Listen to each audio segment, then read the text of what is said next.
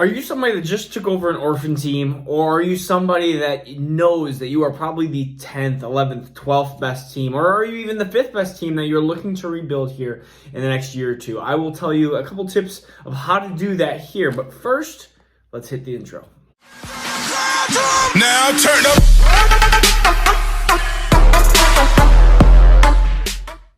All right, so we are actually giving away free Brandon Ayuk jersey here in March. All you have to do is be a subscriber with a chance to win that free jersey. So there's a couple different tips when it comes into rebuilding. I think the first thing is to notify, are you in a rebuild or are you not in a rebuild? In 12 teams, I want to be a top 3 team. The 4th team is kind of like on that borderline, but a top 3 team is what I would like to be. And if you're not a top 3 team, you need to start looking and going, okay, I need to start rebuilding for the future, because if you're not a top 3 team, a lot of those teams are really high stacked towards the top. Look how close you are to those teams. Are they 1 injury away? Are they 2 injuries away? Are they 3 injuries away? Are you guys in divisions? Are you in conferences where your conference is stacked? I'm even in like a 16-team league where I notified fairly quickly that I was going to be the 3rd or 4th best team out of that kind of conference of the 8. And I knew, okay, that this wasn't going to be it, so we need to start preparing for the future. When you start preparing for the future, you have to figure out, okay, what is my goal? Is my goal to be a good team in 2021, 2022, 2023? Yes, this is Dynasty. Sometimes it takes a while. If you have an absolute mess that you just inherited, you're not going to be able to a lot of times change that right away. A lot of times teams get orphans. They don't even have 2021 picks, which is frustrating, and it's hard because it's like that is the gold. And right now you have 2020 and 2021 have been huge classes. And if you don't have a lot of investment, a part of that, then yeah, you could be in some big trouble. And if you have 2020 or 2021 players in a rebuild and you're trying to trade for 2022, 2023 picks and stuff like that at this point, I would just hold off at this point. But anyways, we'll find a set date. Have a goal in mind of like, is this going to be a month's rebuild, or is this going to be, or is this going to be 2-3 years down the road? The next thing is understand when players' values go up and understand when draft picks go up in value. We have right now players are going up in value. A lot of players that are going into new situations or have new players, like let's say a new QB goes to their team. Even if Mitch Trubisky goes to San Francisco, all of a sudden San Francisco goes, oh wow. Or you have like Jonnu Smith goes to the Patriots. Now Jonnu Smith's value is probably going up for some owner in your league. There's going to be 1 or 2 owners. That's all it takes. This is usually 2 because they have to fight and battle with each other in a bidding war. It usually just takes two owners to go, okay, I want that player because it's in a new lovely situation. So this free agency time is huge and important. So if you're in a rebuild and you start having these players that are in free agency, hold off until they get into a new situation.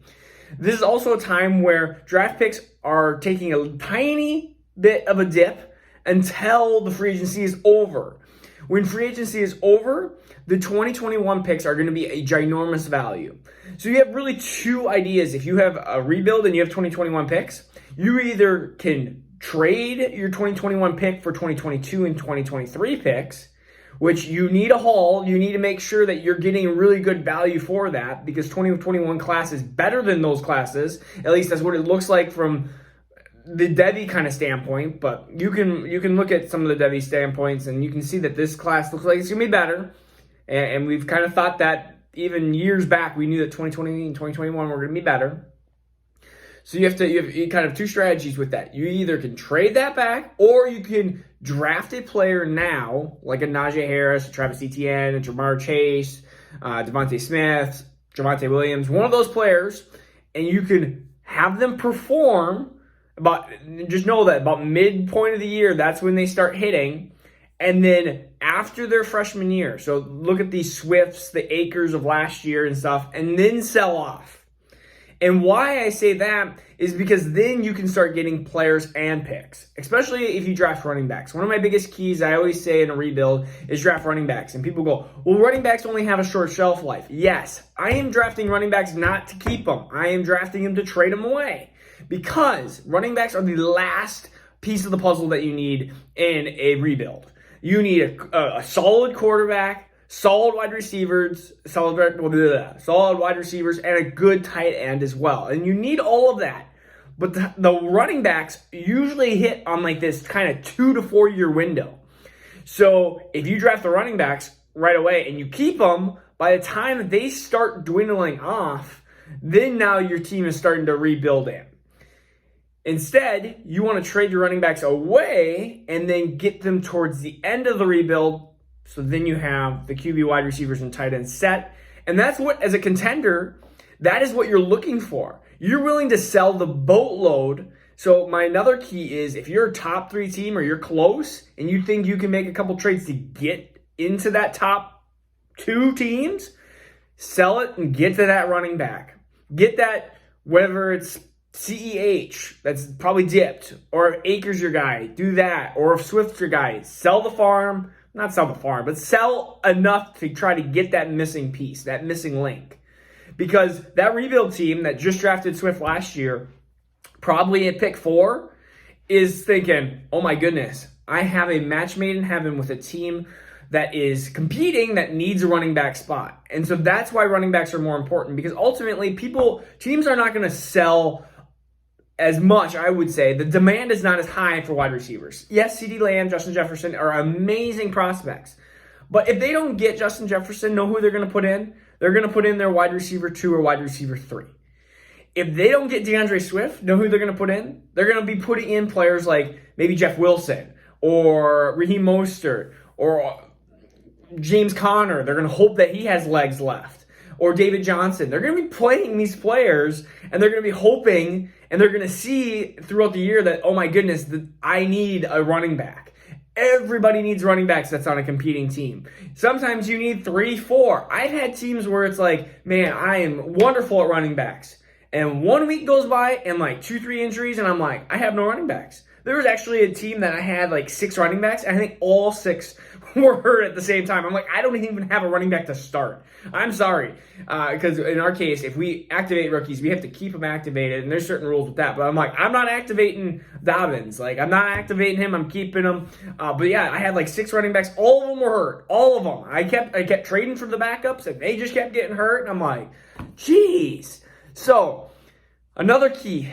If you are competing, if you're starting to get into there, I guess we can do it competing, but start even looking for handcuffs, I guess, in a rebuild too. Start looking for handcuffs that might jump into the situations of being starters. Like the Tony Pollards, those have lots of values to the Zeke owner. Alexander Madison has a lot of value to the Cook owner. So knowing those situations as well. Let's see what else I have. Identify your roster, draft needs. Yeah. So I would say, yeah, just a draft best player available if you're in a situation where you don't know what you're going to do. Like, let's say you're pick 10 and you're just like, I'm kind of far away. Just pick draft best player available that you believe in. Let's say Waddle's there or Rondale Moore's there. Don't reach for that running back. Don't reach for that running back in that situation that you think, oh, that he's not as good, but I want to draft the running back because that's what Marcus told me to do. No, I'm saying there's certain situations to draft best player available. If you feel like he's going to be a lot better or a different tier break, do that. Let's see.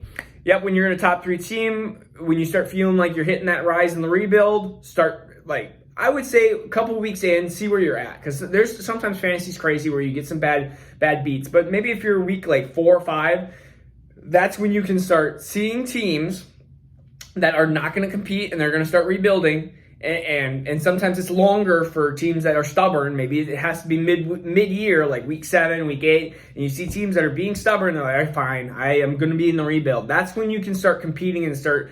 I mean, injuries happen. All of a sudden, you could have Saquon and Cortland Sutton and all these different players.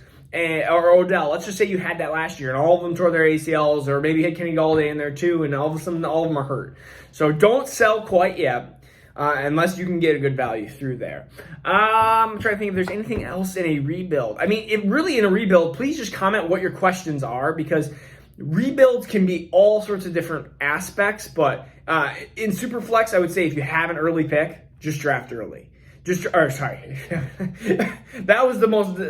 If you have an early pick, draft an early quarterback.